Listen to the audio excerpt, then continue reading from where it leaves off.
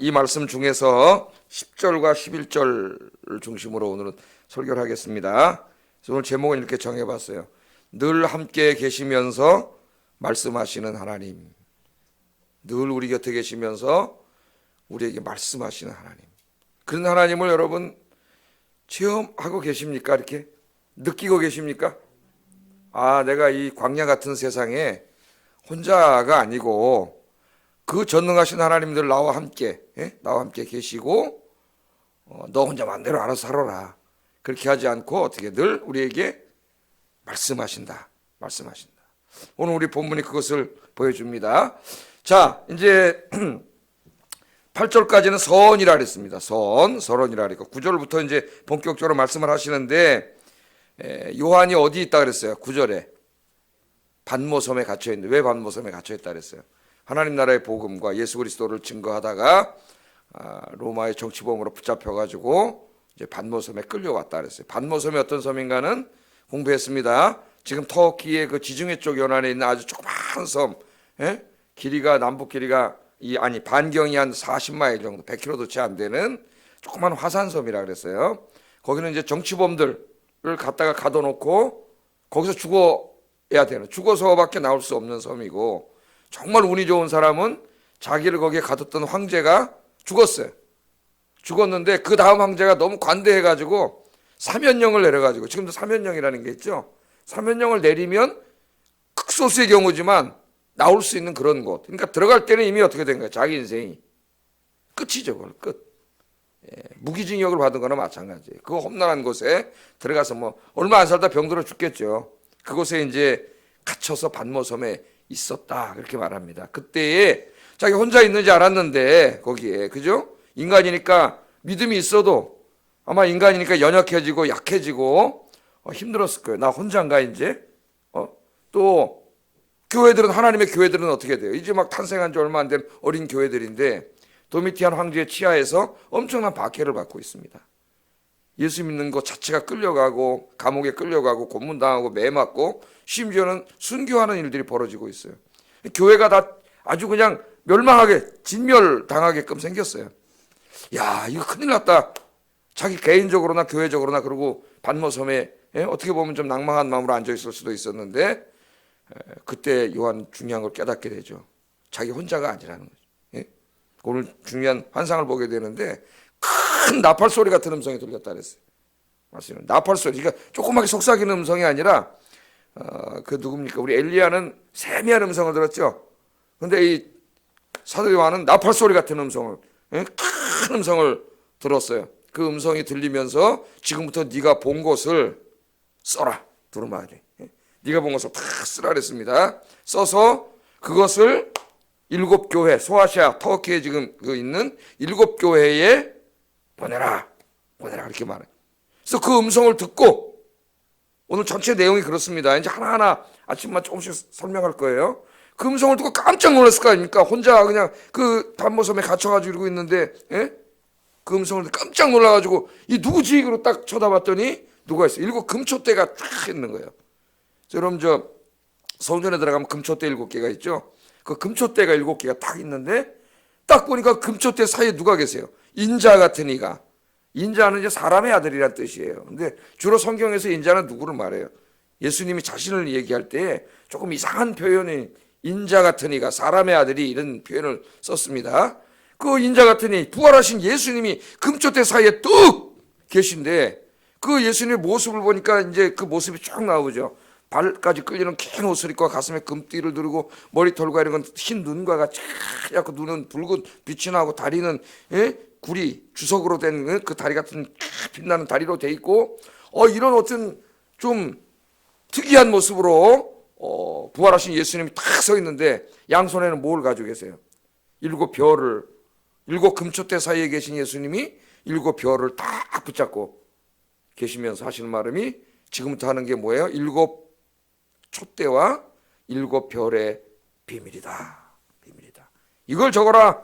적어서 7교회 보내라. 그렇게 말씀을 하죠. 이게 이제 오늘 우리가 읽은 말씀 전체 요한이 반모섬에서 본 거예요. 이 내용이. 자, 그 내용이 뭐냐는 이제 전체가 요한계시록입니다. 전체가 요한계시록 내용이에요. 그래서 오늘은 요 전체 그림 속에서 제가 10절, 11절만 오늘 말씀을 전한다 그랬습니다. 그러니까 전체 그림 속에서 항상 말씀을 들어야 돼요. 자, 반모섬에 갇혀 있고 살아서는, 물론 요한은 나중에 하나님의 은혜로 도미티안이 일찍 죽었어요. 그래서 그 다음 황제에 의해서 석방이 됐다 그래요. 기독교 전승에 의하면 석방이 돼서 에베소 교회에 와서 목회를 하고 그랬다 그럽니다. 기독교 전승에 의하면은. 요한은 상당히 오래 살았어요. 모든 제자들이 다 순교했는데 요한은 산순교자예요. 산순교자. 반모섬에서 순교할 뻔했는데 하나님 할 일이 있으셔가지고 다시 석방시키셔서 에베소 교회 가서 목회를 하고 오랫동안 목회를 하다가 그렇게 가셨어요. 자, 그런데 살아날 희망이 이때는 보이지 않았죠. 반모섬에 있었는데, 그런데 요한은 여기서 자기가 혼자가 아니라는 중요한 사실을 깨닫게 됩니다. 하나님께서 그 반모섬까지 요한을 따라오셔서 요한과 함께 계시는 거예요. 정확히 말하면 뭐 따라왔다는 인간적인 표현이고 하나님은 어디나 계시니까 거기에 계시는데, 10절에 보면 이런 말씀이 있습니다. 주의 날에 내가 성령에 감동되어. 주의 날에 내가 성령에 감동되어. 여기 주의 날이라고 하는 것은 주의 날, 예? 구약에 나오는 그 주의 날이 아닙니다. 우리말로 그렇게 번역을 했는데 좀 헷갈려요. 종말의 어느 날을 말하는 게 아니고, 이 주의 날은 많은 요한계시록 해석가들이 이야기하고 있는 것처럼 주님의 날. 주님의 날이 뭐예요? 주님이 부활하신 날. 그날이 언제예요? 주일날이지, 주일날. 그러니까 이때부터 초대교인들이 토요일 안식일 날 예배드리지 않고 예수님이 부활하신 날을 기념하여 안식 후 첫날, 그날이 언제예요? 일요일이죠. 사람들이 말하는 일요일, 주일날 예배를 드리기 시작했어요. 그래서 이제 그다음 초대교회 때 유대교와 기독교의 가장 큰 차이는 뭐냐면 언제 예배를 드리느냐. 유대교는 토요일날 안식일날 예배를 드리고, 개신교는, 기독교는 언제 예배를 드려요? 안식 후 첫날, 일요일날. 그날 우리는 뭐라 그래 이제. 그래서 주님이 부활한 날이라 그래서 주일이라 그러죠. 주일. 그래서 요새도 교회 댕기는 사람하고 안 생기는 사람하고 어디서 차이 나요? 일요일을 뭐라고 부르느냐 보면 알 수가 있어. 교회 댕기는 사람은 거의 일요일이라는 사람이 없어요. 뭐라 그래요? 주일날이라 그래요. 주일날. 교회 안 댕기는 사람은 주일날이라는 사람이 거의 없어요. 주일날인 줄 모르지. 일요일날이라 그러지. 일요일날. 예? 근데 우리는 주의 날이에요. 그 주의 날입니다. 아마 이 사도 요한이 주의 날에 감옥에 그 반모섬에 갇혀 있으면서 항상 혼자 예배를 드렸던 것 같아요.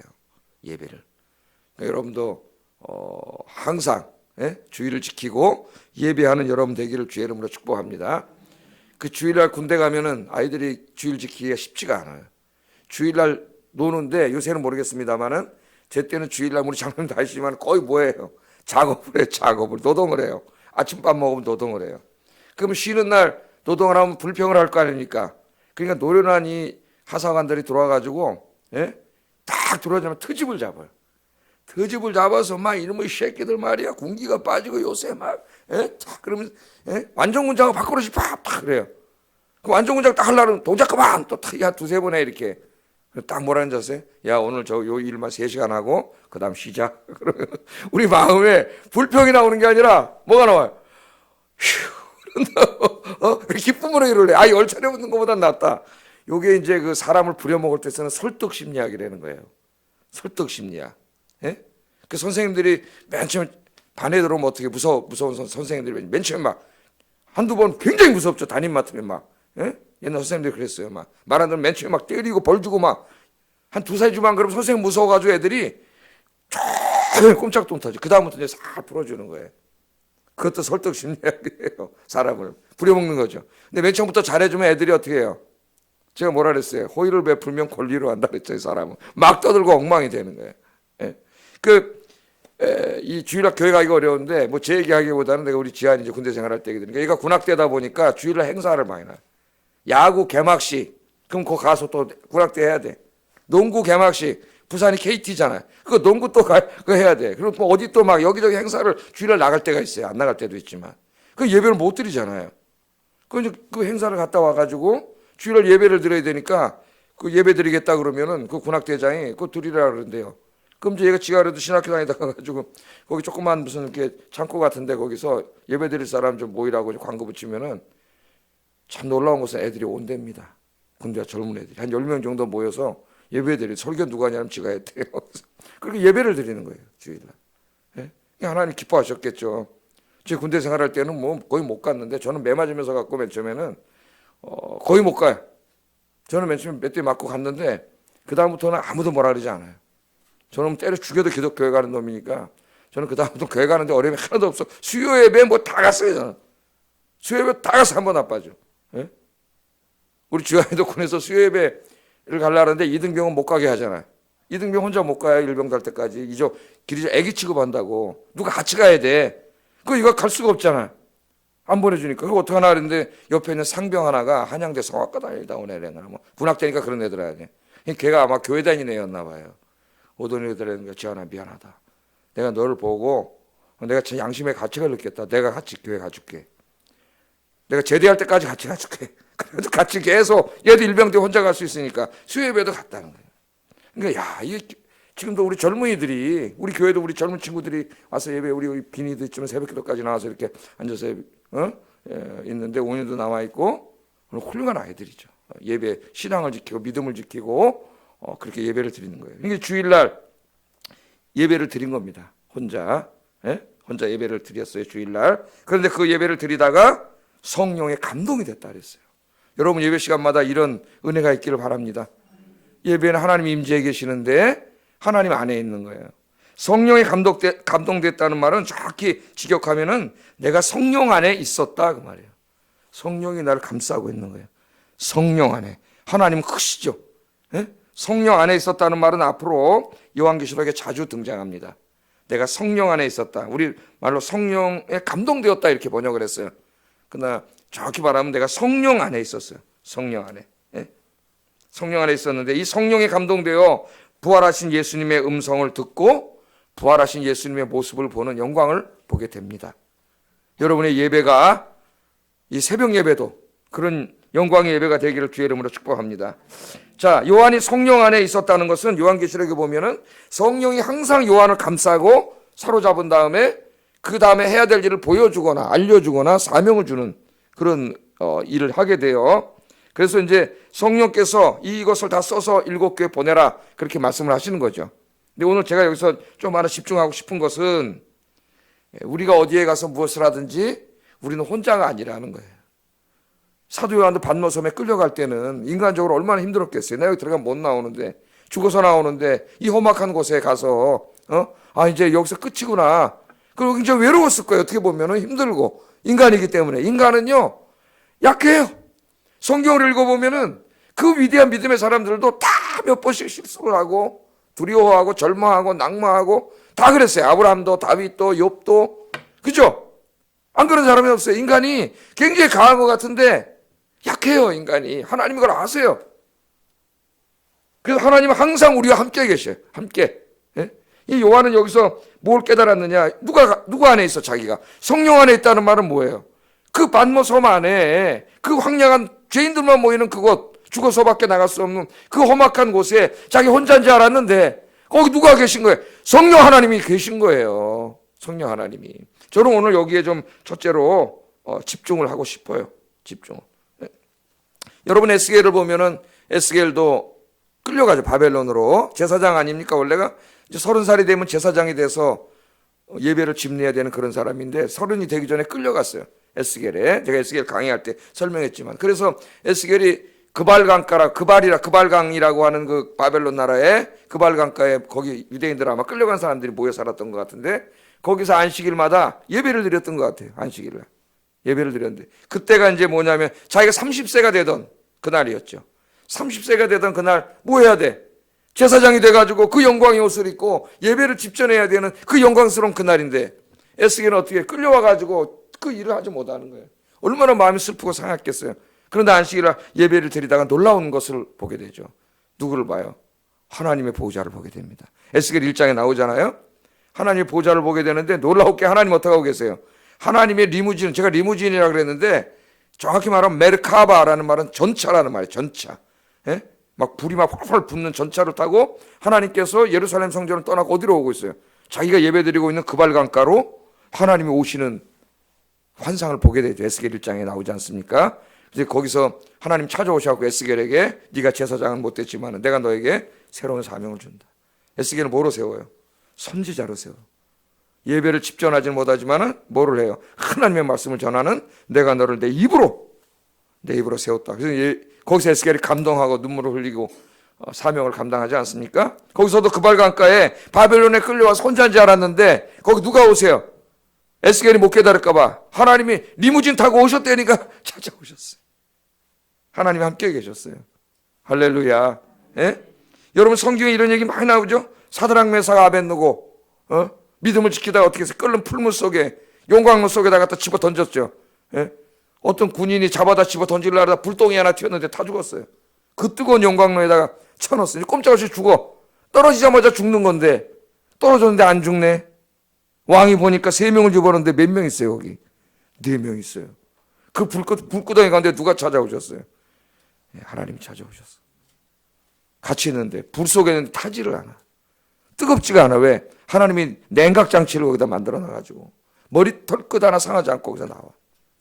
다니엘은 어땠어요? 예? 하나님 예배하다 사자굴에 갖다 떨어뜨려 놨는데 그 배고픈 사자들이 다 물어 뜯어 죽여야 되는데 사자들이 가만히 있는 거예요. 꼼짝을 못하고. 누가 거기 함께 계세요? 하나님이 거기 찾아와 계신 거죠. 그래서 그들은 풀물 속에 들어가고 사자굴에 들어갔지만 그 가운데서 살아계신 하나님을 만나는 평생 체험을 한 거예요. 평생 체험을. 우리 사도 바울 선생도 다 복음 전하다가 마지막에는 이제 디모데 후서에 보면 로마 감옥에 두 번째로 갇히죠. 거기서 못 나오고 순교를 하게 되는데 그 두 번째 로마에 갇혔을 때 얼마나 외로웠습니까? 바울이 말하기를 디모데 후서 이제 앞으로 수요일 날 계속 공부하겠지만은 성도들이 한 사람도 찾아오지 않아 나중에. 완전히 혼자 모두 자기를 잊었다 그랬어요. 나 혼자구나 그러고 앉아있는데 디모데후서 4장 17절에 보면은 주님이 함께 계심을 깨닫게 됩니다. 절망하고 있는데 뭐라 그러냐면 이렇게 주께서 내 곁에 서서 나에게 힘을 주셨습니다. 할렐루야.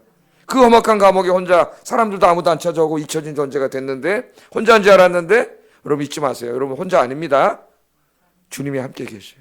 주님이 내 곁에 서서 나에게 위로해 주셨다. 나에게 힘을 주셨다. 오늘 아침에 여러분 기도하실 때 여러분과 함께 계신 주님이 힘을 주시기를 바랍니다. 예수님은 여러 번 말씀하셨죠. 요한복음 14장 18절 내가 너희를 그와 같이 버려두지 아니하고 너에게로 오리라. 성령 하나님을 보내주셔서 함께 계시잖아요. 또 마태복음 28장 8절 볼지어다 내가 세상 끝날까지 너희와 항상 함께 있으리라. 오늘 이 요한의 이야기가 우리에게 주는 첫 번째 아주 중요한 건 뭐냐면은 우리가 혼자가 아니라는 거예요. 이 세상에 나 혼자가 아니라는 거예요. 전능하신 하나님, 여러분을 너무 사랑하시는 그 하나님 아버지가 우리가 어디에 가서 무엇을 하고 있든지 간에 우리와 함께 계십니다. 함께 계시다는 건 뭐예요? 내 길을 인도하시고 나를 지켜주시고 보호하고 계시다는 거예요. 그 누구도 건들 수가 없어요. 악한 자가 와서 건들 수가 없어요. 하나님이 지켜주시니까. 오늘도 잘 오셨습니다. 주님 품에. 주님이 늘 함께 계심을 여러분 믿고 체험하고 힘내시기를 주의 이름으로 축복합니다. 힘내세요. 혼자 아닙니다. 하나님 항상 나와 함께 계시니까 최고의 백이 있잖아요. 최고의 백. 아버지한테. 얘기만 하면 하나님 들어주시잖아요. 기도만 하면. 기도하러 잘 오셨어요. 또 한 가지 아침에 잠깐 생각해 보고 싶은 것은 성령에 감동되었을 때에 하나님의 음성을 들었다는 거죠. 하나님의 음성. 내 뒤에서 나는 나팔 소리 같은 큰 음성을 들어요. 하나님의 너무나 또렷한 하나님의 음성을 들었습니다. 그래서 중요한 게 뭐냐, 우리가 늘 하나님의 말씀을 듣는 게 중요하다. 하나님의 말씀. 하나님은 말씀하시는 하나님이다. 우리가 그것을 깨달아야 됩니다. 자, 이 요한은 자기가 목회자로서 이 7교회 편지를 요한계시록을 보내는데 자기가 먼저 어땠어요? 하나님의 음성을 자기가 먼저 들었어요. 그러니까 이 요한계시록은 요한이 썼지만 요한이 쓴 게 아니야. 하나님의 음성을 적은 것이고 하나님이 보여주신 걸 적은 거예요. 그게 하나님의 말씀이에요. 그래서 제가 설교를 준비하면서 더 크게 깨닫습니다. 목회자인 내가 설교를 할 때에 내가 단지 인간적인 연구와 이런 분석하고 막 주석을 읽고 신학 공부를 하고 이게 중요하죠. 일단 그렇게 해야 돼요. 그러나 그것만 가지고 되는 게 아니에요. 그렇게 준비하면서 먼저는 내가 이 말씀을 통해서 하나님의 음성을 들었지 않고는 이 말씀을 바로 전할 수 없다는 거예요. 그걸 더 깨닫게 돼요. 이 말씀을 읽으면서 단지 내가 이성으로만 이해해서는 안 되고, 그 이성으로 이해된 게 내 감성으로 내려와서 내 가슴을 울리고 내 의지를 변화시키고, 아 이게 정말 그렇구나 하는 나 자신에게 먼저 하나님의 그게 말씀하시는 거죠. 하나님이 단지 이성으로 공부하는 게 아니라 그렇게 된 상태에서 전해야 되겠구나. 그걸 더 절실히 깨닫게 됐어요. 내가 먼저 주의 음성을 들어야 되겠다. 본문을 읽고 연구하면서 그렇게 되기로 여러분, 저도 기도하겠지만 여러분 기도해 주시기 바랍니다. 그래야 이게 전달이 되고 은혜가 되는 거죠. 예? 내가 무슨 그냥 학원 선생님처럼 그냥 어떤 지식을 전달하는 사람이 아니잖아요. 진리의 말씀을 전달해야 되겠다. 예, 그것을 깨닫게 됩니다. 자, 자기가 깨달은 말씀을 우리 하나님이 뭐라 그랬냐면 목회자에게 11절에 보면 7교회에 보내라 그랬어요. 자, 다시 읽어보겠습니다. 시작.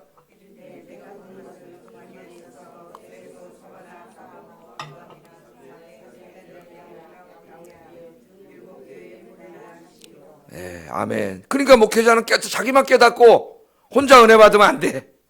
은혜는 늘 받아야 돼. 목회자가 말씀을 늘 은혜를 받으면 설교 시간이 부족해. 이렇게 제가 한 8번 하는데 일주일에, 이 미국 사람이 알면 뒤로 자빠집니다. 미국 목사님 한두 번 하는 그걸 어떻게 다 하냐고.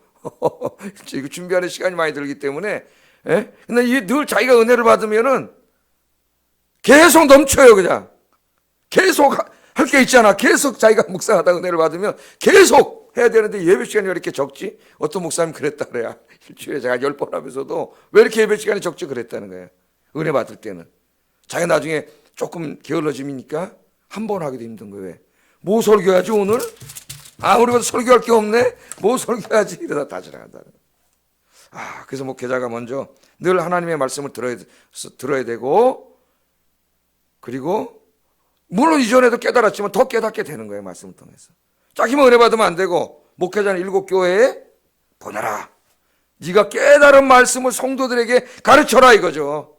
설교를 하라. 여기 왜 7교회냐 그래가지고 또 성도들이, 학자들이 얘기합니다. 왜 7교회를 택했냐 하는데 뭐 여러 가지 의견이 있지만 7은 제가 완전소라 그랬고, 그것은 뭐냐면 단지 7교회만이 아니라 이것은 보편교회, 모든 교회를 말하는 것이다. 모든 교회.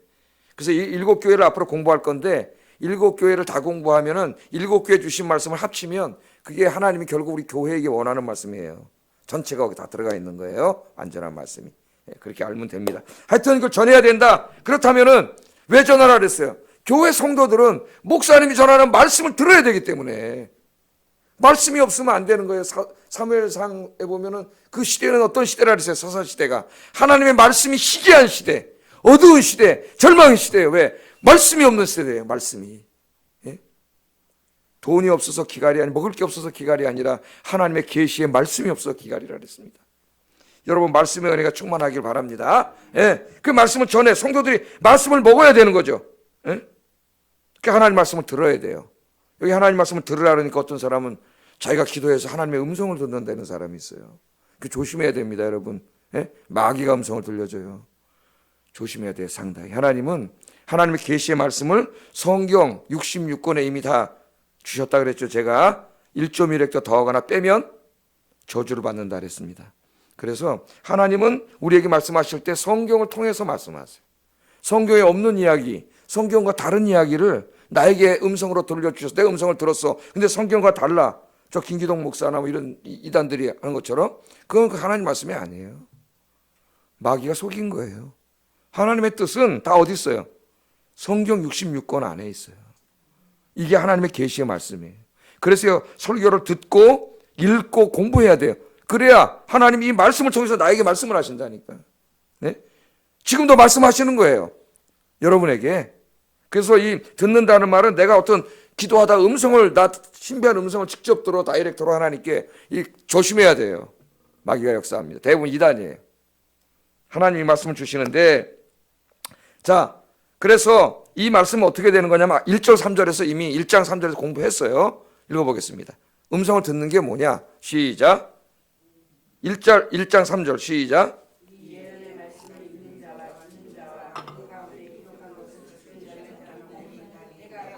예, 하나님의 음성을 듣는 게 여기 가르쳐줬잖아요. 첫째는 읽고, 두 번째는 듣고, 거기서 끝나면 안 돼. 세 번째는 그 말씀대로 살아야 돼요. 살려고 몸부림쳐야 돼요. 본분이. 그렇지 않으면 아무 의미가 없습니다. 지식으로 끝나요. 내 삶을 변화시키는 말씀이 돼야지. 예? 제가 어제도 제일 중요한 게 뭐라 그랬어요? 내 인격이 변하는 거라 그랬잖아요. 예? 그래서 모든 사람을 대할 때 누구를 대하듯이 대하라 그랬어요. 예수님 대하는 것처럼. 예? 여러분이 모든 사람을 예수님 대하는 것처럼 대하면 얼마나 사람들이 여러분 좋아하겠어요. 훌륭한 사람이라고 생각하고. 자, 그래서 첫째는 그 말씀을 읽는 자가 복이 있어. 읽는 자. 그러니까 하나님의 음성을 들으려면 어떻게 해야 돼요? 첫째, 여러분이 하나님 말씀을 읽어야 돼. 읽어야 돼요. 이 당시에는 그냥 편지로 갔으면 누가 읽어줬을 거예요. 그죠?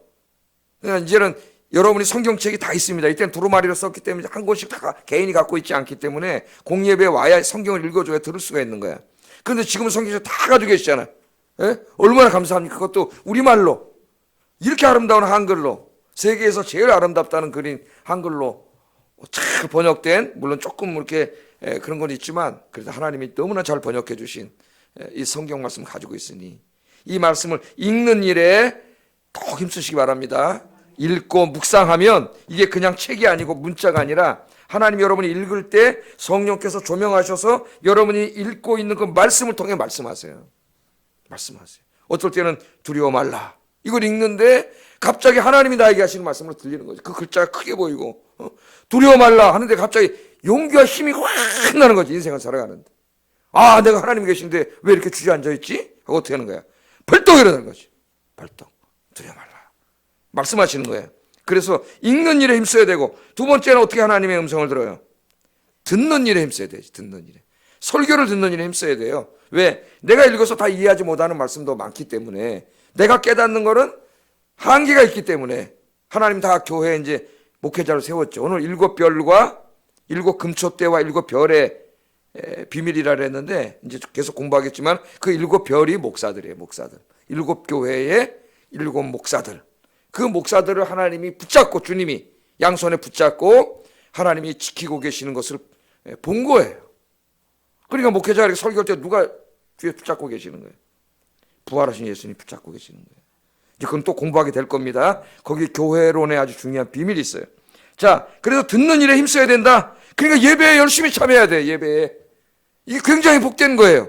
하나님의 말씀을 듣고. 이제 저도 어려서부터 초등학교 때 예수님 믿은 다음에 거의 모든 예배는 다 참석했어요. 초등학생 때부터 하여튼 부흥회까지 다 가가지고 뭐가 이렇게 또 목사가 되려고 그랬는지 부흥사들 그 설교가 그렇게 재밌어가지고 막 먼 것도 없이 2시간, 3시간 하는 설교를 제일 앞에 앉아가지고 다 들었어요. 근데 그때 그 부흥사 목사님들이 얼마나 웃기는지 진짜 개그맨보다 더 웃겨. 그래서 막 그 듣고 막 그랬죠. 막 초등학교 때부터 기독교 방송국인지 라디오 들으면 거기 조영기 목사님 설교를 그때 조영기 목사님 26살 때부터 목회를 하셔가지고 제 어렸을 때 한 40대였을 거예요, 저분이. 그 어렸을 때 막 설교를 들으면서 은혜를 또 받았어요. 라디오로 들으면서 그때 막 조영기 목사님 예수 믿으면 막 잘됨, 네 오늘 잘된 것 같지, 범사가 잘되고 막 강건하기를 강구하거라. 예수 믿으면 부자됩니다. 그래가지고 야 이제 우리 고생하지만 예수님이 돈 많이 벌게 해주실 거야. 그래서 가난한 사람에게 희망을 준 건 사실이에요, 많이. 그러나 이제 나중에 우리 한국 사회도 발전을 하고 신학도 발전하고 보니까 좀 걸러서 들어야 될 말씀도 많았다. 그런 생각이 듭니다. 그러나 그 당시에는 정말 가난한 사람들에게 예수 믿고 잘 살자, 잘 살아보자 하는 게 박정희 대통령이 잘 살아보자고 겹쳐가지고 상당히 용기를 준 것도 사실이에요.